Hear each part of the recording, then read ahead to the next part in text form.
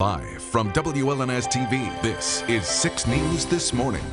Good morning, Mid-Michigan. Thanks for waking up with us on this Tuesday, July 30th. I'm Jorma Duran. And I'm Melissa Brennan. We're here for you now with this morning's top stories. I wonder if I've ever been tricked. Probably. Yeah. Look at these cute guys behind us. These are my pups. And they get anything they want when they look at me with their puppy eyes. Big time. Anything. Yeah, you believed it, this story. 100%. It happens to you every day. Every day. A reminder, if you are watching us on WLNS, CBS This Morning is next. And if you're viewing on WLAJ, it's Good Morning America. And don't forget to tune into 6 News at noon with Siobhan. That's coming up in a few hours. I think all of us are going to go watch Game of Thrones, right? That's it. We're the only ones that still haven't seen it in the We're entire here, United we're States. excited. Okay, everybody, have a great rest of your day. Future home. I want one. I want one right now. We should have one already with power, being powered Too by bad. the sun. Too bad. You know why? Because it's June 2019. I know. And we can't have that because it's rain. the worst month on record, man. We're still a little salty about the rain. A little bit. A little bit. Coming up, that bathtub race. I've never seen it before. This is so awesome that you're a part of it. They're practicing in the whole nine. I know. I hope to see some video of you doing that. So she's actually riding in the bathtub. And you haven't seen what it looks like yet. And yeah, we haven't seen it, but we are practicing tonight.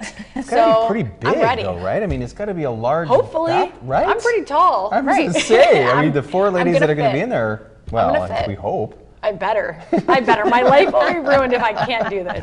So I'm doing All it. right. Reminder: if you're watching. Mel, Jorma, I don't think you guys could do any better than this either. Sorry to say. You are 100% correct. Yeah, absolutely Could correct. never. Mel, I've That seen looks you really throw fun. things in the air before. But I don't necessarily catch them like that. Yeah, she just does it to make a mess. Exactly. Okay, thank you so much. I was just in the beach. I wasn't really worried about sharks. I am always worried about Always sharks. worried about sharks? Even if the ocean is far away from Even me, home. I'm still even inside in the my house. bed. Nope. I am a no-go with sharks. Do you get in the water though if you get to the beach? Yeah, but like I'm always worried about sharks. Is there like shark repellent? I don't know. I saw Jaws too young. Really? And that scared you, huh? I think so. If you look at it now, it's just an old movie. Well, okay. All right, still ahead. To keep things a little cooler. So nice weather, and it's a big day for women's soccer. I didn't know that until she told me. So I'm really excited. I played soccer my whole life and in college, and today USA plays Thailand, and you're not even excited. I'm excited for you that you're excited. Okay, I'll take it. And I'll be very excited if they win, because why Good. wouldn't you be, right? Exactly. All right. On that women build, I saw a bunk bed, and I asked her if she's ever had a bunk bed. Did you ever have bunk beds? My brothers did, Yeah. and something happened one way or another that the beds fell. Oh my gosh. My brother was fine, but they did not have bunk Something beds after happened. that. Yeah. Like a big brother was involved. That was always my worry, because I was in bunk beds at camp, and I was always worried that I would, if I was on the bottom, then it would fall on me, and then I would die. And Hey, then, well, my brother turned out all right. Hey. Exactly. Well, you jump on the top one. All righty. Coming up, a death investigation is now underway involving the granddaughter of the late Robert F. Kennedy. Those details after the break. You know, I was never cool enough to get the top bunk. That People is gave me the bottom. Believable. All right, your time is 6:38. Thank you so much for watching. Welcome back. We're here for you with your MoneyWatch report, starting with Lyft. The ride-sharing company is stepping up its safety measures and introducing a panic button for riders who need to call 911. In-app 911 access was first introduced by competitor Uber last year, and in September, Lyft introduced the feature for drivers. Well, the company is now rolling out the feature for riders as well. And the panic button isn't the only new feature. Lyft is making license plate numbers larger and more prominent in its app, and it's offering sexual harassment prevention education to all drivers and riders. Welcome back. We're here for you with your MoneyWatch report, starting with Uber. The company made its public market debut on the New York Stock Exchange Friday and will open up today down more than 7%, selling just over $41 a share. Analysts pointed to competitor Lyft's performance since it went public in March, combined with macroeconomic factors such as the U.S.-China trade tensions for the company's rough start. Experts say they're not worried about Uber's longevity at this point, despite the slow opening day. And in our box office recap, Avengers Endgame has topped all other films again in its third weekend in theaters. The Walt Disney Company says that the superhero film earned an estimated $63.1 million from North American theaters, bringing its domestic total to $723.5 million. Pokemon Detective Pikachu opened in second place with a promising $58 million. It features the voice of Ryan Reynolds as the popular character. Still ahead, U.S. officials are waiting for a response from the Chinese government after the president increased tariffs on $200 billion worth of goods. Hear what officials are saying in Washington. And getting a check of your traffic around the Live from WLNS TV, this is 6 News This Morning. Good morning, Mid-Michigan. Thank you so much for waking up with us. I'm Melissa Brennan. And I'm Jorma Duran. We're here for you now with the 6 things to know about as you start your day. We begin with an update regarding a fire that broke out on a multi-level house separated into 5 residential units in Jackson late last night. Officials now say no injuries to report, but all the occupants are now displaced. Fire crews got the call just before 10 p.m. and responded to the 5-unit building on the 600 block of Stewart Avenue. Firefighters from Jackson, Spring Harbor, Blackman, Leone, and Summit Township worked until almost 2 this morning to contain the flames. Officials with the Red Cross were also on scene to provide assistance to the affected residents. The cause of the fire remains under investigation. And staying in Jackson, there's a big orange barrel alert involving I-94 starting today. Officials with the Michigan Department of Transportation will begin single-lane closures between Lansing Avenue and Elm Road for median reconstruction. This will begin tonight at 8 p.m., but the good news is the work is expected to be finished by Sunday afternoon. This work is part of the ongoing I-94 corridor project. Governor Gretchen Whitmer is shutting down any suggestion this morning that she would delay paying the debt in the state's teacher retirement system to fix state roads. In a statement, the governor says that there is a long-term cost of putting that payment off, and Michigan would lose opportunities in the future. As for fixing roads, the GOP-led state legislature rejected the governor's proposed 45-cent gas tax hikes, and so far, no other major plans have been proposed to tackle the estimated $2 billion annually needed to fix them. The 25th annual Jazz Fest continues later today in Lansing's Old Town. Thousands of people from all over are expected to attend and enjoy the weekend music festival with performances by local favorites and national acts.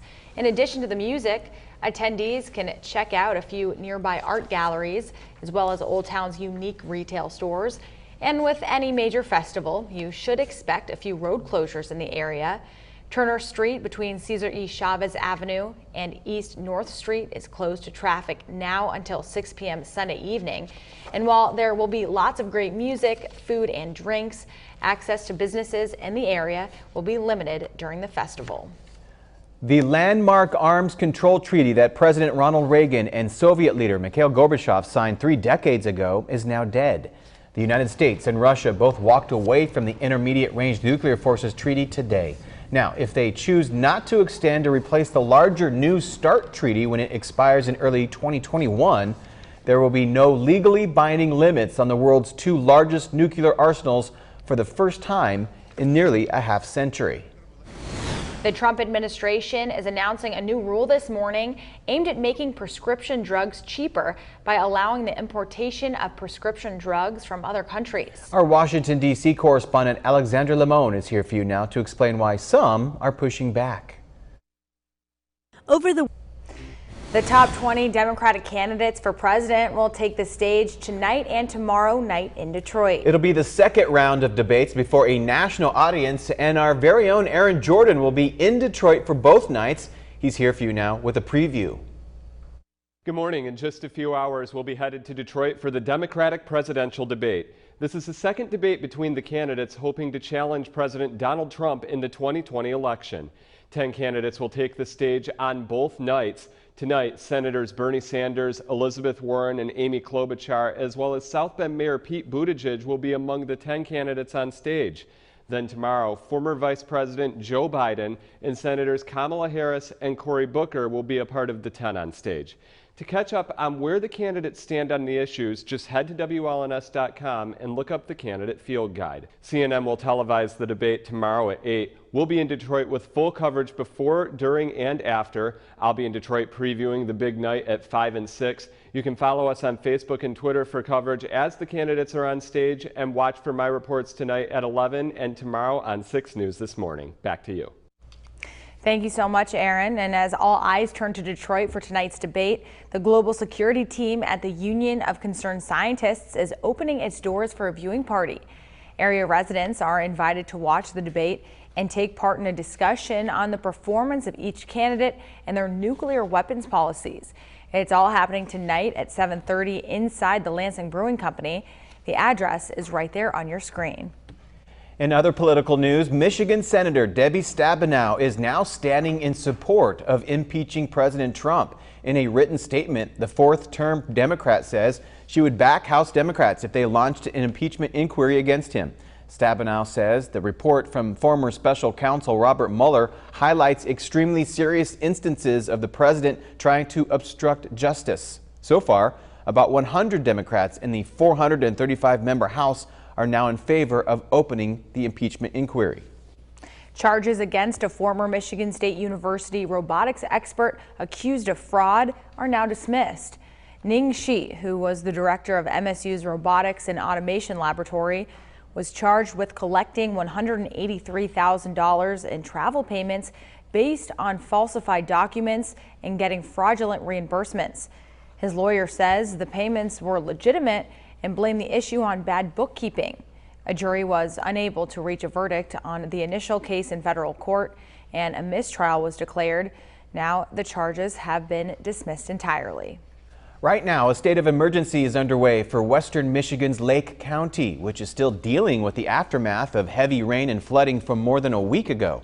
County officials requested the declaration after the rain and flooding caused significant damage to property and infrastructure. State resources, including supplies, equipment, personnel, as well as money, will now be made available. We're told the Michigan State Police will coordinate state efforts with local agencies. Happening today, U.S. Representatives Tim Walberg and Alyssa Slotkin are hosting a Veterans Resource Fair. More than 20 community and veteran service organizations will be there to provide assistance to veterans and their families. It's happening from 10 a.m. to noon at the VFW Post 701 in Lansing.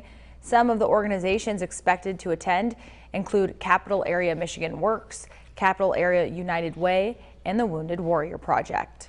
The city of Jackson is scheduled to hold a meeting for its second ward later today. Residents will have the opportunity to meet with their city council representative and get an update on the state of the neighborhood. Council member Freddie Dancy will lead today's meeting with a discussion on a potential water rate increase. It'll begin at 7 tonight at the Booz Community Center.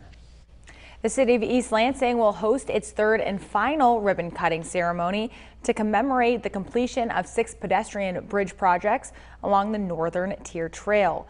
The Northern Tier Trail project was funded by the Ingham County Trails and Parks Millage, allowing the city to spend $1.5 million on repairing and replacing a total of 6 major bridges.